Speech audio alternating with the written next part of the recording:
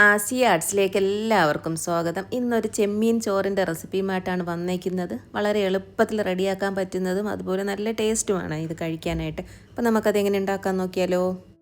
ആദ്യം നമുക്ക് കൊഞ്ചിലേക്കൊരു മസാല റെഡിയാക്കാം. ഇത് 1 കിലോ കൊഞ്ചാണ് എടുത്തേക്കുന്നത്. 1/2 ടീസ്പൂൺ കുരുമുളക് പൊടി, 1/4 ടീസ്പൂൺ കാശ്മീരി മുളക് പൊടി, 1/4 ടീസ്പൂൺ മഞ്ഞൾപ്പൊടി, 1/4 ടീസ്പൂൺ ഗരം മസാല, ഒരു 1/2 ടീസ്പൂൺ ഉപ്പ്. ഇനി ഇവയെല്ലാം കൂടെ ചേർത്ത് നമുക്ക് നല്ലതുപോലെ ഒന്ന് മിക്സ് ചെയ്ത് കൊടുത്ത് ഒരു 10 മിനിറ്റ് ഒന്ന് നമുക്ക് റെസ്റ്റ് ചെയ്യാൻ വയ്ക്കാം. ഇനി നമുക്കൊരു പാൻ വെച്ച് കൊടുക്കാം. അതിലേക്ക് ഒരു 2 ടേബിൾ സ്പൂൺ വെളിച്ചെണ്ണ ഒഴിച്ചു കൊടുക്കാം. അതിലേക്ക് കുറച്ച് കറിവേപ്പില ഇടാം. ഇനി നമുക്ക് മസാല പുരട്ടി വെച്ചിരിക്കുന്ന നമ്മുടെ കൊഞ്ച് കൂടി ചേർത്ത് 2 സൈഡും ഒന്ന് ഫ്രൈ ചെയ്തെടുക്കാം. ഒരു മീഡിയം ഫ്ലെയിമിൽ വെച്ച് കൊടുത്താൽ മതി. നമ്മൾ ചേർത്ത കൊഞ്ചിൻ്റെ 2 സൈഡും ഫ്രൈ ആയി വന്നിട്ടുണ്ട്. ഇനി നമുക്കിത് എണ്ണയിൽ നിന്ന് മാറ്റാം. അപ്പോൾ നിങ്ങൾ ഫ്രൈ ചെയ്യുന്ന സമയത്ത് എണ്ണ കുറവായിട്ട് തോന്നുവാണെങ്കിൽ ആ സമയത്ത് കുറച്ചങ്ങ് ഒഴിച്ചു കൊടുക്കണേ. ഇനി നമുക്കിതിലേക്ക് ഒരു 2 ടേബിൾ സ്പൂൺ വെളിച്ചെണ്ണ കൂടി ചേർത്ത് കൊടുക്കാം. ഇതിലേക്ക് 2 കഷ്ണം പട്ട, 3 ഏലയ്ക്ക, 4 ഗ്രാമ്പു ഇവയൊന്ന് ചൂടായി വരുമ്പോൾ നമുക്കിതിലേക്ക് കുറച്ച് കറിവേപ്പില, ഒരു സവോള കട്ട് ചെയ്തത്, ഒരു 6 വലിയ അല്ലി വെളുത്തുള്ളിയാണ് അത് ചതച്ചത്, 3 പച്ചമുളക്, ഒരു ചെറിയ കഷ്ണം ഇഞ്ചി ചതച്ചത് ഇതുകൂടി ചേർത്ത് സവാളയൊന്ന് പെട്ടെന്ന് വഴന്ന് കിട്ടാൻ വേണ്ടിയിട്ട് നമുക്കൊരു 1/2 ടീസ്പൂൺ ഉപ്പ് കൂടി ചേർത്ത് സവാളയുടെ കളറൊക്കെ ഒന്ന് മാറി വരില്ല അതുവരെ നമുക്കൊന്ന് വഴറ്റിയെടുക്കാമേ. ഇനി ഇതിലേക്ക് കട്ട് ചെയ്ത് വെച്ചേക്കുന്ന ഒരു തക്കാളി കൂടി ചേർത്ത് അടച്ചു വെച്ച് തക്കാളി വേവുന്നത് വരെ നമുക്കൊന്ന് വെയിറ്റ് ചെയ്യാമേ.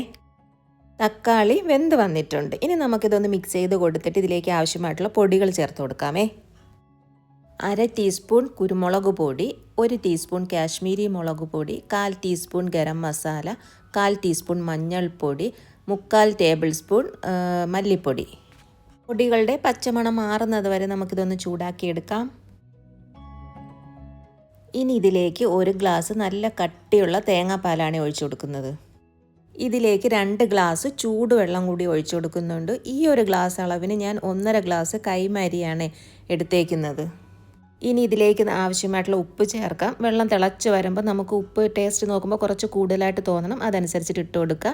കുറച്ച് മല്ലിയിലയും പുതിന ഇലയും കൂടെ ചേർത്ത് നമുക്ക് അടച്ചു വെച്ച് വെള്ളം ഒന്ന് തിളയ്ക്കുന്നത് വരെ വെയിറ്റ് ചെയ്യാം. വെള്ളം നല്ല തിളച്ച് വന്നിട്ടുണ്ട്. അരി കഴുകിയതിന് ശേഷം ഒരു 1/2 മണിക്കൂർ വെള്ളത്തിൽ കുതിർത്തി വെള്ളം മാറ്റിയെടുത്തേക്കുന്നതാണേ. നല്ലതുപോലെ ഒന്ന് മിക്സ് ചെയ്ത് കൊടുത്തിട്ട് നമുക്ക് അടച്ചു വെച്ച് വേവിക്കാം. ആദ്യത്തെ 1 മിനിറ്റ് ഹൈ ഫ്ലെയിമിൽ തന്നെ വെക്കാം. അതിനുശേഷം നമുക്കൊരു മീഡിയം ഫ്ലെയിമിലോട്ട് മാറ്റിയിട്ട് വേണം ചോറൊന്ന് വേവിച്ചെടുക്കാനായിട്ട്. നമ്മൾ ചേർത്ത് കൊടുത്ത വെള്ളം ആ അരിക്ക് താഴോട്ട് വരില്ലേ, ആ ഒരു സമയമാകുമ്പോൾ നമുക്ക് ലോ ഫ്ലെയിമിലേക്ക് മാറ്റാം. എന്നിട്ട് ഇതിലേക്ക് കുറച്ച് മല്ലിയില, കുറച്ച് പുതിന ഇല, കുറച്ച് നെയ്യ്, പിന്നെ നമ്മൾ ഫ്രൈ ചെയ്ത് വെച്ചിരിക്കുന്ന നമ്മുടെ ചെമ്മീനില്ലേ, അതായത് കൊഞ്ച്, അതുകൂടി ചേർത്ത് അടച്ച് വെച്ച് ഒരു 20 മിനിറ്റ് നമുക്ക് വേവിച്ചെടുക്കാം. നമ്മളൊരു 20 മിനിറ്റ് കഴിഞ്ഞിട്ട് ഫ്ലെയിം ഓഫ് ചെയ്യില്ല, അത് കഴിഞ്ഞിട്ട് ഒരു 10 മിനിറ്റും കൂടെ റെസ്റ്റ് ചെയ്യാൻ വെക്കണേ. അതിനുശേഷം നമുക്ക് കഴിക്കാനായിട്ട് എടുക്കാവുന്നതാണ്. അപ്പോൾ നമ്മുടെ ചെമ്മീൻ ചോറൂടെ റെഡി ആയിട്ടുണ്ട്. നിങ്ങളിതെല്ലാവരും ഒന്ന് ട്രൈ ചെയ്ത് നോക്കണേ. നല്ല ടേസ്റ്റാണ് കേട്ടോ ഇത് കഴിക്കാനായിട്ട്. അപ്പോൾ ഈ വീഡിയോ ഇഷ്ടപ്പെട്ടെങ്കിൽ ലൈക്ക്, ഷെയർ, കമൻറ്റ്, സബ്സ്ക്രൈബ് ചെയ്യുക. അടുത്ത വീഡിയോയിൽ നമുക്ക് വീണ്ടും കാണാം.